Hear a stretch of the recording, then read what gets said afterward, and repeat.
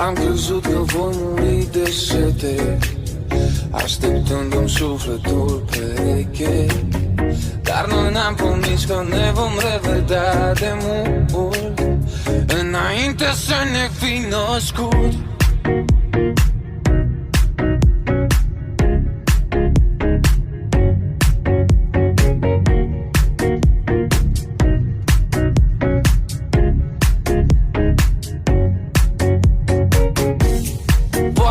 Poate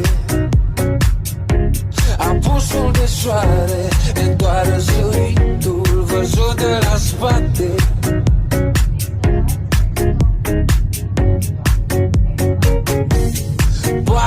Poate